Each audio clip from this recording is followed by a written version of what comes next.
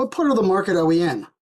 How are we situating ourselves to not only be in the right place at the right time, but also understand that value of capturing attention and momentum, especially when you think about it when it comes to the upcoming bull market and figuring out where we're going to think about our attention and making sure that we're aligned today so that we can succeed tomorrow. And, we are definitely in an attention economy. And it might be Bitcoin running at the moment, upcoming altcoin season, meme coin season. We got AI agent season going on right now as well. And I think one of the things we have to start thinking about is not only how are we capturing attention, but what does that attention look like for that tradfi and that retail investor environment and those that are going to be not only traditional, kind of coming over maybe into crypto for the first time, but maybe they're returning for the first time since the last bull market. And I think when it comes to this idea of capturing digital attention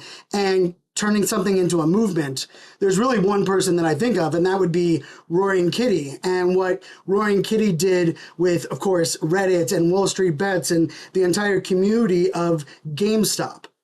And not only in 2021 did they create a movement, but they drastically changed the landscape of kind of the world around us. And in many cases, they invented the concept of meme trading, or just the idea of what a meme, that digital connection, that digital environment, can have influence on the world around us. And to me, I will tell you, I had massive FOMO while that was going on, because for me, I wasn't really FOMOing about wanting to hold the stock, but I was really FOMOing about wanting to be a part of something that felt bigger than myself, but also that I aligned with other people that had those shared, shared policies and ideas with what I had. And I will say, it actually is probably what led me into jumping into NFTs in 2021 and kind of going all in with the podcast in there, and even just the idea of the GME movement is something that is really been on my radar since day one, and partially that's because, let's face it, Roaring Kitty right now is without question probably one of the most influential people in the financial side. He just tweets and stock market's jumping, right? We have Wall Street Journal talking about that's other stocks and even software stocks are trying to jump at what he's alluding to. And I think that goes back to the idea of the pure principle of how do we come together to make a difference, to have a movement? How do we lock arm in arm and truly make that global impact that we is greater than me feeling? And for me, that is such an interesting piece, because I didn't own GameStop, but I did feel that FOMO. But it was actually after I watched the movie, the Dumb Money movie here, when they kind of broke down that story. And there's a bunch of things that stood out to me on the Dumb Money side of the house. And, I'm not a stock guy. So for me, it was really interesting to kind of get a look into that world. It was also just a reminder that, a stock is really only worth what somebody's willing to pay for it, which is also very interesting, because that's also what a meme coin is at the same time. But I think the beautiful connection that I learned in that story was it was a true movement, and people felt like they, no matter how small you were, how big you were, they were all players in that game. But I also know that when I watched that movie and at the end, I had this feeling of wait a second, they didn't win. The powers that be, the financial systems, still were able to put in constraints and turn, Robinhood and turn things off. And ultimately, it's why the movement still is alive today, because there was things halted and frozen. And ultimately, I think this is, to me, the idea is that, wait a second, how can we make sure and own and pay homage, but also how do we reinvent and take this to the next level so that doesn't happen? Because that was a frustrating element of this entire piece. And I think for me, wanting to be a part of something like that, I also was craving this idea of how do we unify across a movement? And ultimately, GME was actually one of the first meme coins that I actually ever entered into here in the 2023-2024 cycle. But I think the narrative of that kind of turned me off, but also kind of turned off the kind of the greater movement, because so much of it seems to be GameStop, GameStop stockholders versus meme coin crypto holders. And I think the narrative of that doesn't actually pay homage or actually connect to what Roaring Kitty was all about, and ultimately what that idea of coming together and not only making a difference, but having us all rewarded is about. And I think the shift is what I'm most excited about. And that shift is the idea that GME on ETH has unlocked the idea that not only is it that, together we're going to, be a part of this movement, but we like the stock and we like the coins. And together we're going to do something bigger than ourselves. And we're ultimately going to make it to where the end of this movie, there won't be things halted. And there is this idea that we can actually push the narrative forward, not only change, but be rewarded as well. And I think, to me, that's what brought this meme coin onto my radar. And I have to shout out FPB4, which is a friendly whale in our community, who once he kind of reminded me of this idea of where we're positioning ourselves in this current bull market, I was all in on this idea that we have to position ourselves to not only welcome tradfi and retail investors, but lock arm in arms for this bull run and do it in a way that resonates, that plays into our nostalgia, and is really bigger than ourselves. And I'm not the only one. FB4 isn't the only one. One of our great friend and whale in our community, FinTech Junkie,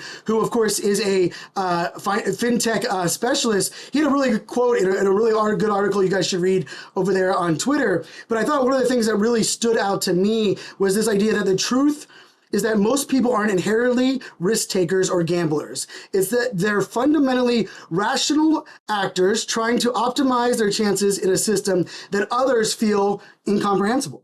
The more opaque the rules, the more desperate the strategies become. They're playing to win by playing a different game than what's been put in front of them.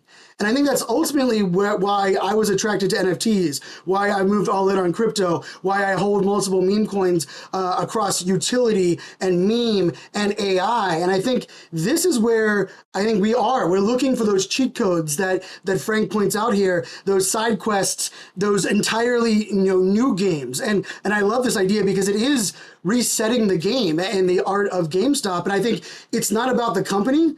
It's ultimately not about the stock, and maybe it's not even about the meme coin itself, but it's ultimately about what happens when we do rally together, and we do it in a way that not only lifts the movement, but removes some of those barriers that have ultimately lived in our world, and especially in that stock world, today. And I think FPV4, who I mentioned before, he is a whale and a well-known, influential wallet in the crypto space. He actually put out a thesis today, and I thought it was really spot on, and I thought it's another one I just wanted to highlight.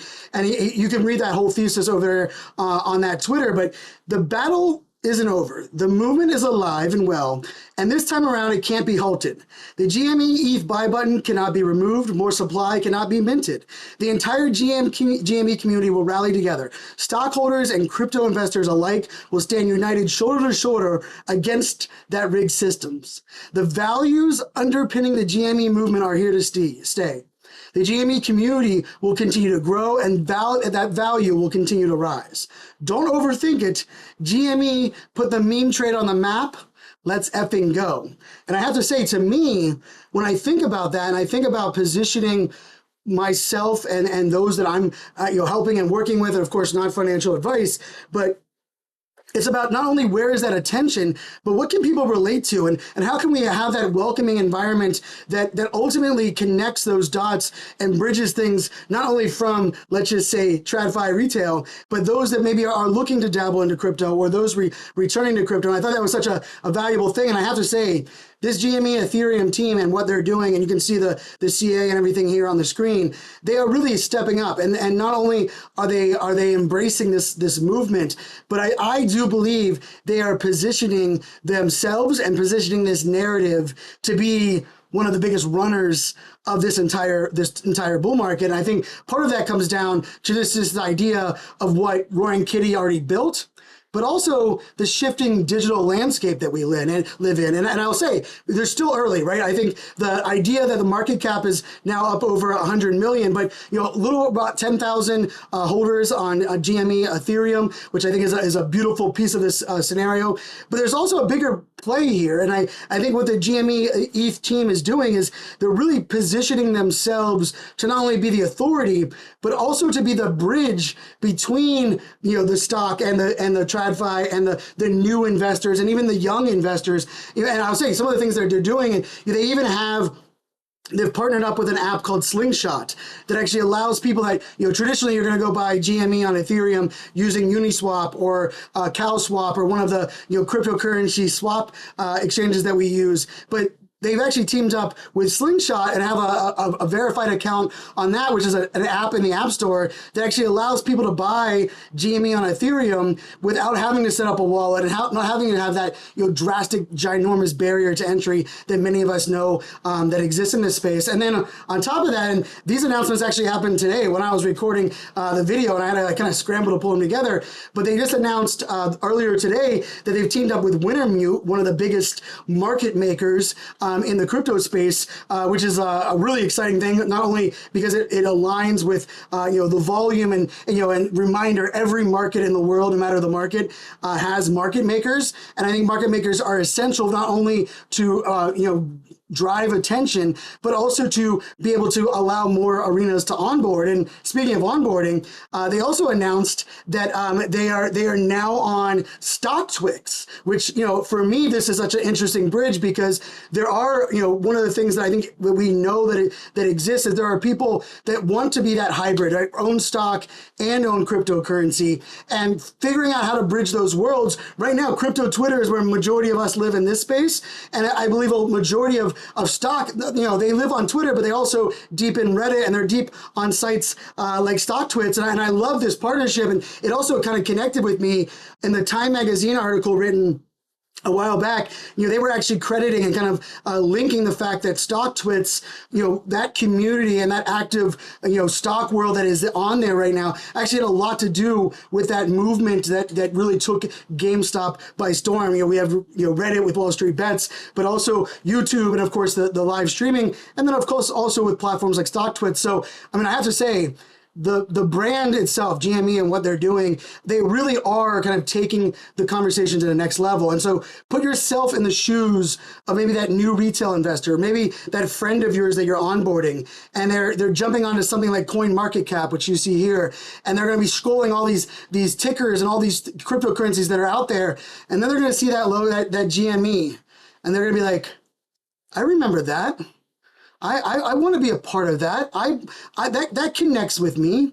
And I think the beauty of that is not only do you have the movie and the documentary and you have this idea, like the overall principle, and don't get me started with all the speculation around Roaring Kitty tweets and all of the different things that he's dropped over the months, over the years, as far as kind of alluding to what he has going on.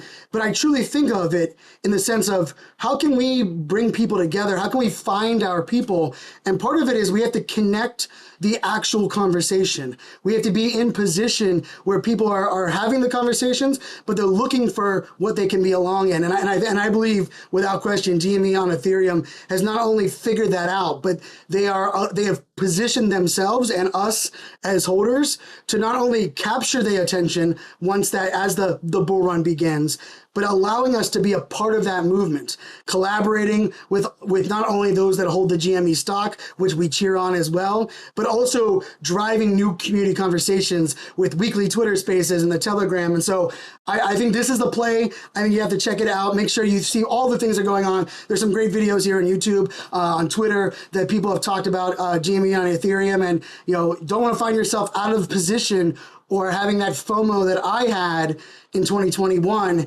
and together we can kind of all make this future a beautiful place. And let's face it, fade at your own risk.